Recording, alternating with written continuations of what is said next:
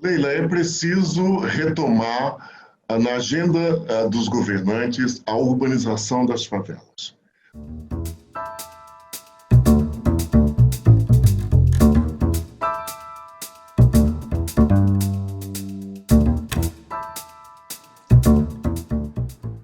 Olá, amigos, bem-vindos ao canal Leila Richas Mais.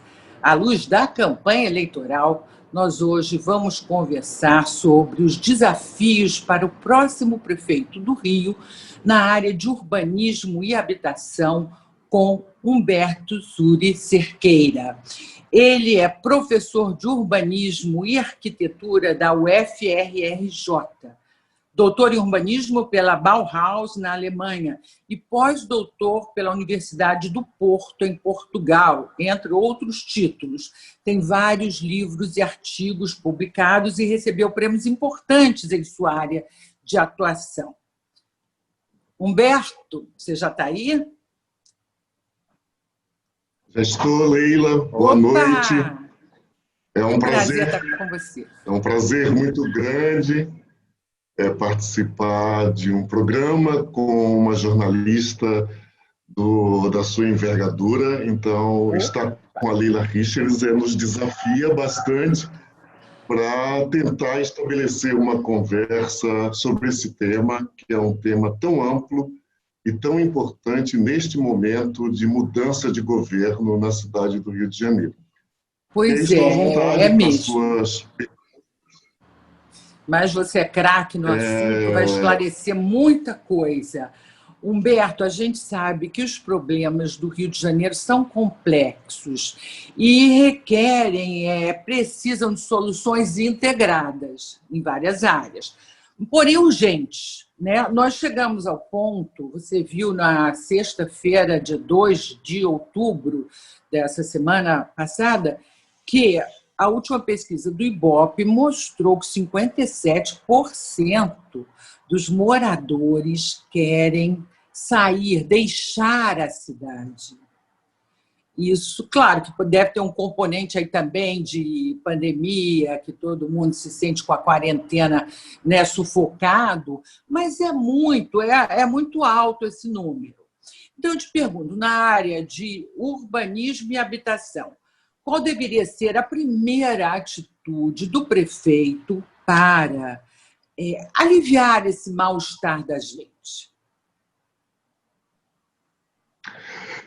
Bom, Leila, é uma pergunta complexa, mas é bastante prudente a sua observação em relação ao que está acontecendo com o descontentamento do carioca em face da maneira como a cidade vem sendo administrada há alguns anos, e isso realmente nos coloca contra a parede como cidadãos que está sempre ansiando por boas ações e nem sempre essas ações acontecem. Se você observar, o Rio de Janeiro, a questão do mercado imobiliário, em que os imóveis foram drasticamente desvalorizados, basta uma pesquisa no mercado imobiliário para perceber que hoje não apenas a oferta cresceu significativamente, como os preços estão muito abaixo do mercado que foi praticado tempos atrás. E isso é reflexo não apenas da pandemia, isso é reflexo de uma cidade que está adoecida, de uma cidade que necessita de maiores cuidados por parte dos seus gestores. O que nos surpreende é quando nós percebemos, já numa primeira estreia de debates, os conteúdos que são tratados pelos candidatos. Eles falam muito pouco sobre a cidade e as melhores perspectivas para administrá-la. Eu costumo dizer que para ser um bom administrador, e isso, do ponto de vista político e jurídico, há uma articulação direta entre o Poder Executivo e o Poder Legislativo, para que assegurem que algumas medidas, de fato, elas sejam implementadas. O que eu quero dizer com isso? É preciso ter cultura urbana. Ora, nós somos um país que desde meados do século XX estamos crescendo vertiginosamente em relação à densidade demográfica das nossas cidades.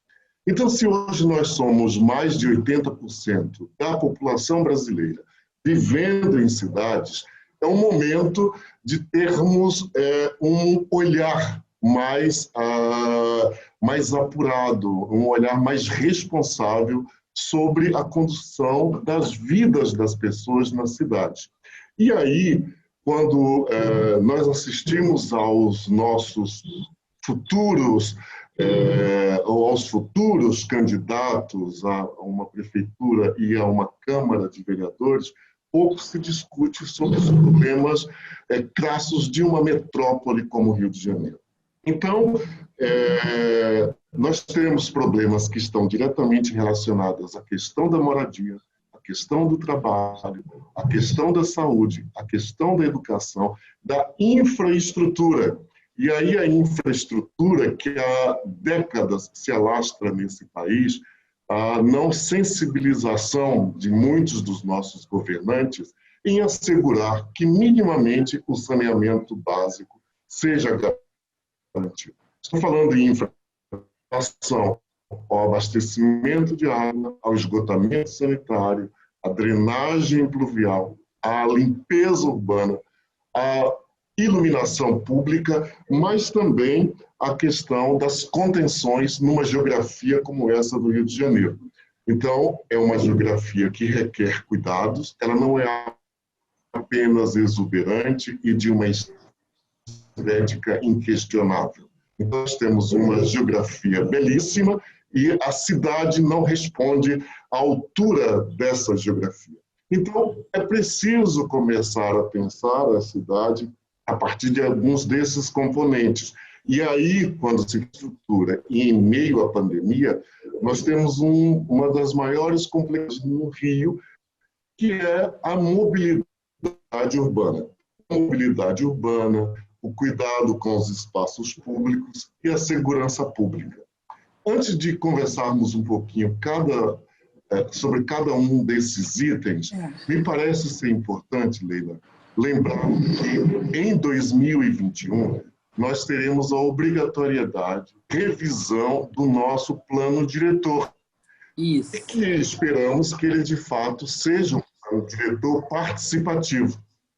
Ora, então, peraí, eu vou interromper você, Humberto, eu vou interromper você para ficar mais explicadinho para o nosso público. Nós iríamos chegar aí. Mas antes, como você falou, em mobilidade, eu queria saber da relação maior entre a mobilidade e moradia, porque é a prefeitura que regula o espaço urbano, a gente sabe, da iluminação à ocupação irregular, que é um problema também nosso do Rio. E você que tem projetos premiados, né, para a cidade, como Morar Carioca e Favela Bairro, pode nos falar muito bem dessa relação. O que pode melhorar entre mobilidade e habitação? Leila, esse debate ele é extremamente conectado. Se nós partirmos da compreensão de que a cidade é formada por uma série de bocados, de fragmentos, esses fragmentos, de alguma maneira, eles são articulados entre si.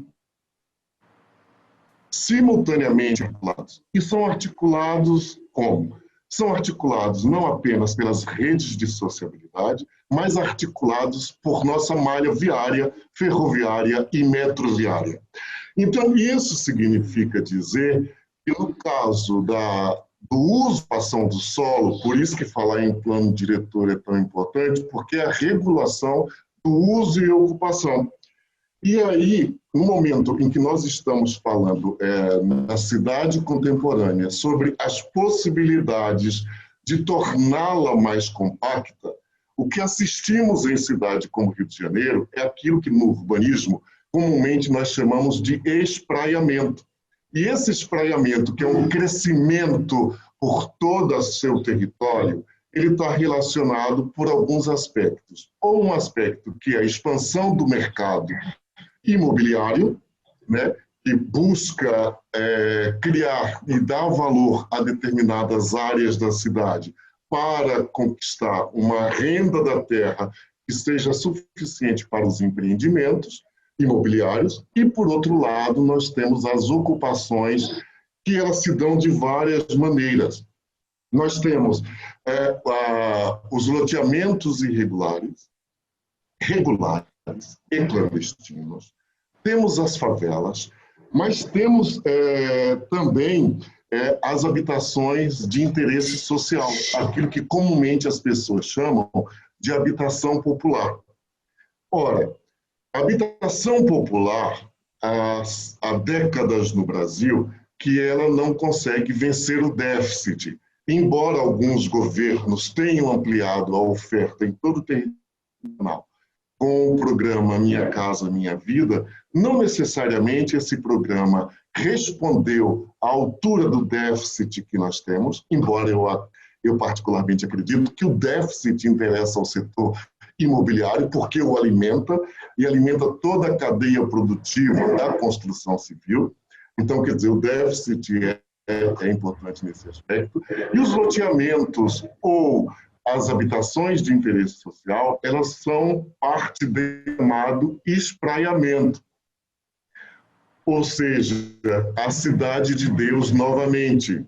Quer dizer, são assentamentos humanos que são localizados em áreas muito distantes dos espaços do trabalho, que estão quase sempre concentrados nas áreas centrais, e dos espaços de lazer, de cultura e daquilo que nós chamamos de equipamentos sociais de uso coletivo. Estou falando de creche, unidades de saúde, de escolas e de outros serviços essenciais. Tudo isso ele está linkado ou articulado diretamente com a mobilidade. E aí, quer dizer, nós temos, por outro lado, as áreas centrais esvaziadas ou subutilizadas. Por quê? Há uma infraestrutura implantada no centro do Rio de Janeiro e, em dado momento do dia, essa infraestrutura ela se torna obsoleta, quando poderia estar sendo absolutamente retroalimentada com a moradia, e não apenas a moradia popular, como muitos urbanistas defendem. Eu defendo também que deveria ter a moradia para a classe média. Então, quer dizer, nós precisamos revitalizar os centros das nossas cidades. Isso acontece em São Paulo, isso acontece no Rio de Janeiro, isso acontece em Belo Horizonte, em Salvador, Recife, Porto Alegre, Fortaleza, essas principais metrópoles brasileiras, que também têm esses problemas relacionados à provisão da habitação e à garantia de uma mobilidade qualitativa. Agora, a mobilidade, ela interfere diretamente na possibilidade de acessos, acesso da moradia ao trabalho, acesso da moradia às áreas de lazer, de recreação, acesso da moradia às unidades de saúde, por exemplo, em tempos de pandemia, é importante reforçar isso, mas também a mobilidade ela está muito vulnerável. E no caso do Rio de Janeiro, o porquê nós escolhemos um tipo de modal, que é assim que nós chamamos nos transportes, quer dizer, um modo de transporte, que ele não responde às demandas desses mais de 6,5 milhões de habitantes. Então, se os bairros da Zona Oeste, como Campo Grande, Angu, Santa Cruz, são os nossos bairros com uma expressiva população, então estamos falando de alta densidade demográfica, e são os trabalhadores que fazem esse movimento constante dos seus bairros para o centro ou para aquilo que na legislação do Rio tem, que são chamados centros de bairro, mas que não responde a toda necessidade por ocupação e renda, e por isso recorrem a determinada centralidade, como o centro da cidade, a Barra da Tijuca, etc. Tudo isso está relacionado à mobilidade. E aí você tem um BRT, que é um tipo que, para muitos analistas, está absolutamente ultrapassado. Eu lembro de ter conversado também com um jornalista Mas colega seu, desculpe, falando... Roberto, ele está ultrapassado ou ele está aquém da demanda? Porque parece as pessoas Leila, dizem que funciona bem, só que é muito cheio. Eu ouço elogios para o BRT, mas então aí é muita eu gente. vou contrariar as pessoas, porque assim que instalou o BRT, como urbanista, nós precisamos não apenas experimentar cotidianamente, mas conhecer determinadas infraestruturas que são implantadas. Então, além de ser muito cheio, de ser vulnerável à segurança, as estações são inseguras, e não são inseguras apenas com a possibilidade de acontecer determinados agravos ou em relação à integridade física das pessoas. Elas tem são estação queimada, tem estação incendiada, né, depredada. E os atropelamentos. E a dificuldade que é compartilhar essas linhas do BRT com a circulação de outros veículos. Então, eu citei um exemplo do Transmilênio, que foi implantado em Bogotá. E eu pude conhecer de perto o Transmilênio. As estações também são superlotadas. Quer dizer, ao invés de nós estarmos pensando realmente num transporte que seja aquilo que nós chamamos de transporte de massa, e o BRT não é um transporte de massa, definitivamente, é um transporte que cria os corredores com a ação de ônibus, articulados ou não, articulados com aqueles que são duplicados ou triplicados, mas que não atendem, por exemplo, a uma demanda que um metrô e um trem pode permitir. Quer dizer, pelos tempos de circulação, quer dizer, origem e destino, eles são melhores otimizados, e a capacidade de transportar pessoas. Então, quando eu falo dos bairros de Campo Grande, Bangu, ou Santa Cruz, por exemplo, são apenas reflexões para dizer se há uma população tão grande, se há demanda, se há possibilidade de trabalhar com uma política tarifária que seja uma política justa para o trabalhador, nós deveríamos estar pensando na expansão do transporte ferroviário e metroviário, articulados, inclusive, com os ônibus, porque eu não estou descartando os ônibus, muito pelo contrário. Eles podem servir para pequenos percursos, mas eles não podem fazer toda a mobilidade daqueles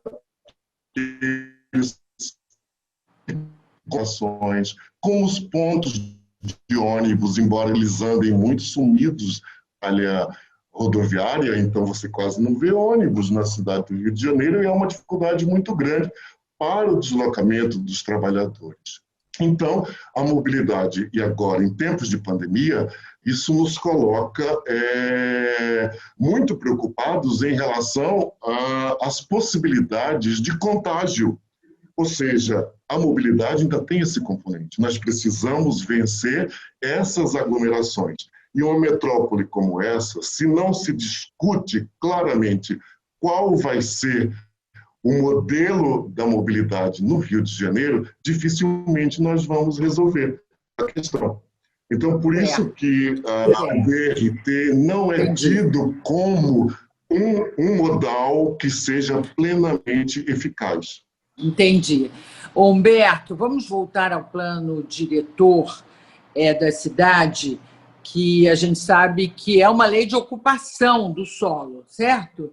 Eu queria que você falasse um pouquinho sobre o que é esse plano, de quanto em quanto tempo ele é aprovado, um pouquinho sobre ele, para a gente ficar sabendo melhor, e como ele vem sendo observado pelos prefeitos da cidade. Ele é uma lei que é cumprida, é uma lei que é negligenciada, como é? Leila, um dos avanços na nossa Constituição Federal de 1988 foi garantir um capítulo destinado às políticas urbanas.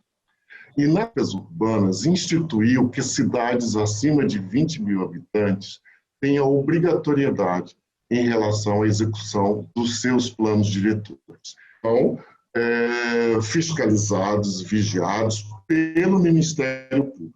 O que acontece? Se o plano diretor é um mecanismo, né, para regular o uso e ocupação do solo, porque independente da lei de uso e ocupação do solo, que estabelece o que é uma zona residencial, o que é uma zona de preservação ambiental, o que é uma zona industrial de comércio e serviços, etc., etc., o plano diretor, ele é essa nossa carta magna. Então, esse mecanismo que deve garantir, num espaço de tempo equivalente a 10 anos, a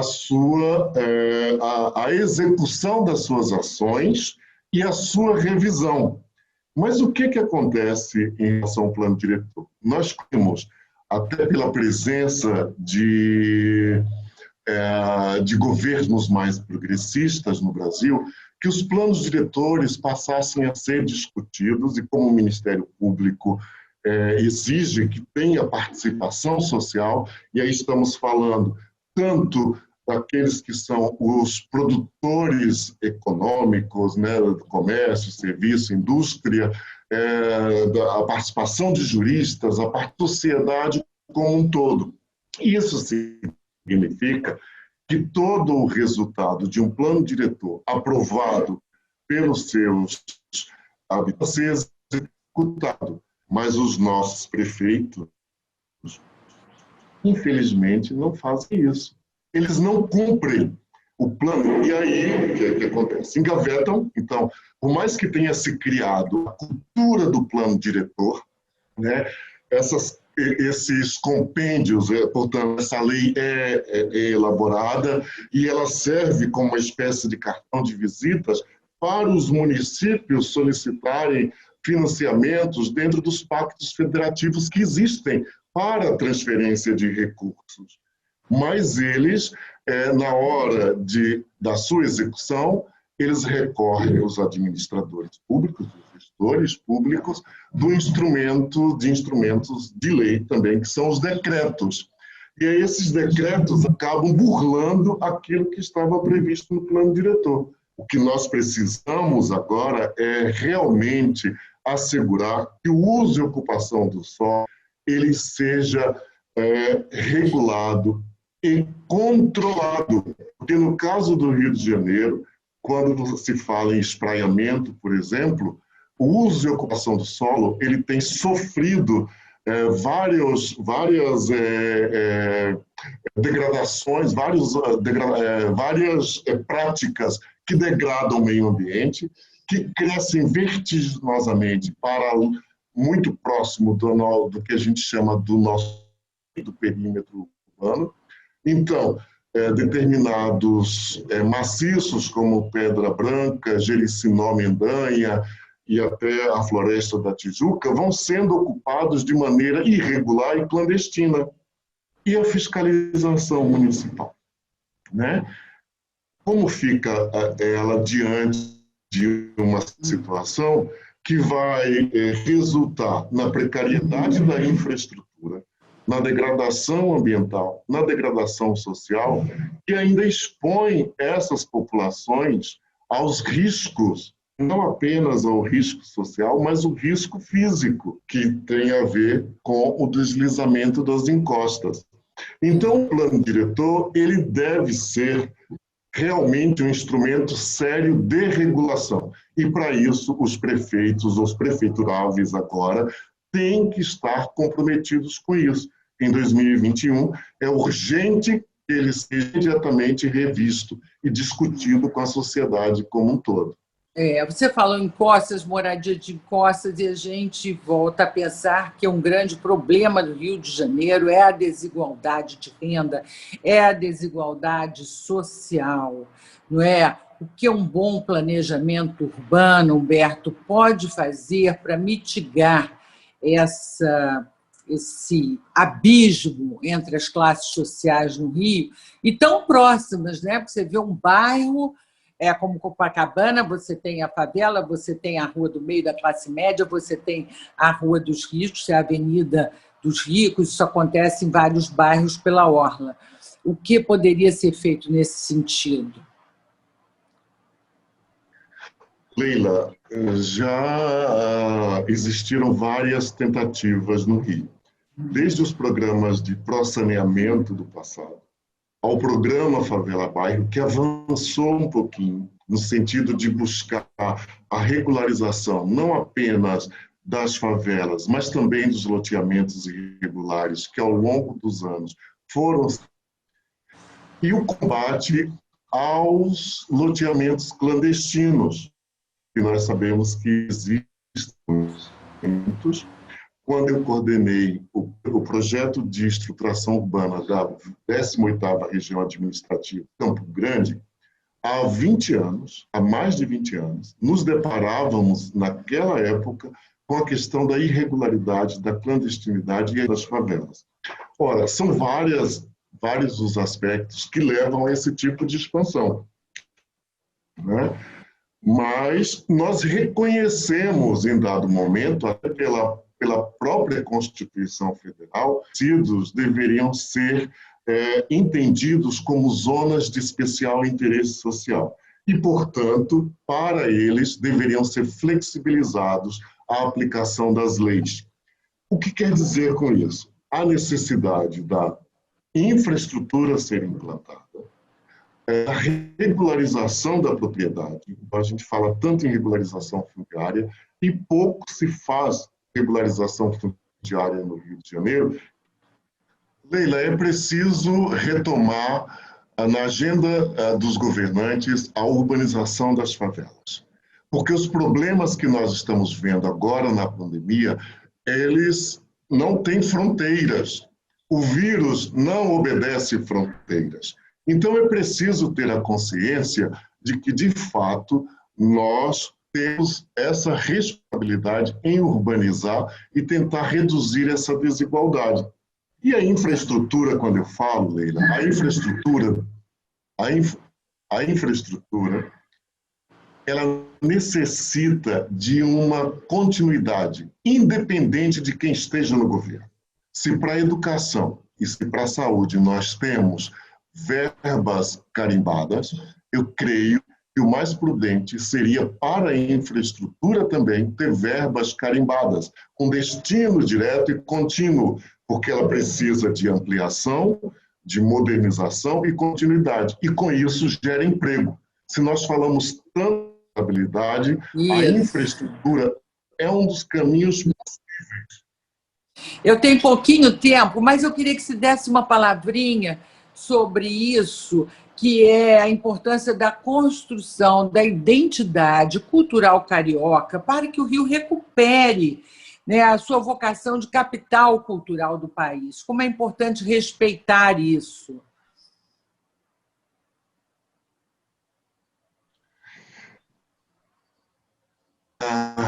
No sentido de valorizar essa identidade, o que pode ser feito dentro do urbanismo, né, da urbanidade, que é essa coisa de tratar bem as pessoas da cidade, receber bem as pessoas que vêm à cidade, certo? Então, essa importância da construção da identidade carioca para a gente recuperar o que a gente sempre foi de polo de cultura no Brasil e no mundo, né? Nosso soft power. Humberto, eu gostaria que você falasse da importância da recuperação da identidade cultural carioca para que o Rio recupere a sua vocação de capital cultural do país, que está perdida por aí. O que o urbanismo pode fazer, né, nesse sentido, pode contribuir e valorizar essa identidade cultural do Rio?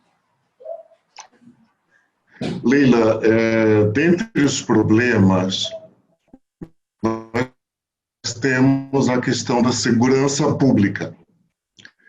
E essa é uma questão crucial para a recuperação do espaço da cultura. O espaço da cultura passa pela recuperação dos seus espaços públicos. O prefeito que não cuida de praça não é um bom prefeito. O prefeito que não investe na cultura, com recursos que, que empregam tantas pessoas e que geram significativos montantes econômicos para a cidade, é preciso rever isso. Agora, é preciso ter uma política de valorização da autoestima, a busca pelos afetos. E o Rio de Janeiro está perdendo os afetos. Então, há necessidade de revitalizar todos os seus espaços, de criar novos espaços, de criar novos parques, novas praças, de investimento no teatro, de investimento no cinema, quanto que a indústria cinematográfica contribui para a economia de uma cidade como o Rio de Janeiro. É um valor absolutamente expressivo. Então, o que está necessitando é, de fato, uma sensibilidade dos gestores públicos para mais investimento nesse espaço da cultura, que é o espaço da transformação, que é o espaço da emancipação, mas é também o espaço do trabalho. E esse espaço do trabalho só é possível quando tem uma cidade bem gerida, uma cidade que se sensibiliza com todos os seus aspectos, as suas manifestações sociais, a sua diversidade. Então, uma cidade que tem desde a produção cultural, nos espaços da favela, nos espaços, nas áreas centrais, na música, no cinema, nas artes plásticas, tudo isso precisa voltar como investimento fundamental numa administração pública. Sem isso não há autoestima, sem isso não há o espaço do afeto, sem isso não há o espaço da transformação, da formação do olhar crítico do indivíduo. E a cidade precisa disso. Ela vem perdendo a cada vez mais, e nomes grandes das nossas artes, de modo geral, são fundamentais para alavancar ou para retomar esse processo de transformação social e cultural que uma cidade como o Rio merece e necessita, porque se a gente fala em sustentabilidade, a cultura é também o lugar da sustentabilidade. A cultura nos dá entretenimento, mas ela promove a ocupação e a renda de muitos trabalhadores relacionados nessa diversidade de ações que o Rio de Janeiro possui e transformadora e que tem ecos, ou teve ecos para o país como. Humberto, agora uma pergunta mais de foro íntimo. Na sua opinião, qual é a característica ou a qualidade mais importante que o eleitor deve observar na hora de escolher o seu candidato? Ideologia, capacidade de gestão, capacidade política, habilidade política, né, conhecimento de causa, a história, com quem ele anda, os grupos a que ele pertenceu ao longo da sua história. O que você vai valorizar na hora de escolher o seu candidato a prefeito do Rio? Aquele que esteja disposto a resolver a questão dos transportes. Aquele que esteja disposto a tratar a verdade e a segurança pública. Aquele que esteja de cada bairro, das regiões administrativas, que possa fazer um programa de distribuição de recursos a partir das necessidades das pessoas. Mas aquele candidato que seja uma pessoa ocupada com a cultura como um espaço de transformação e do bem-estar social. Humberto Kizuri, muito obrigada pela sua participação no nosso programa, muito obrigada pelas informações, pelas explicações, tudo que a gente quer é que o Rio volte a brilhar, né? Que seja feliz quem nasceu aqui, quem cresce aqui, quem envelhece aqui, não é verdade? Para que a gente volte a ser a cidade maravilhosa que a gente sempre foi. Eu agradeço a você, a sua participação, e a você que nos assistiu. Muito obrigada pela audiência. Volte sempre, que toda semana tem uma boa entrevista aqui. Um grande abraço, até a próxima. Até. Obrigado, Leila.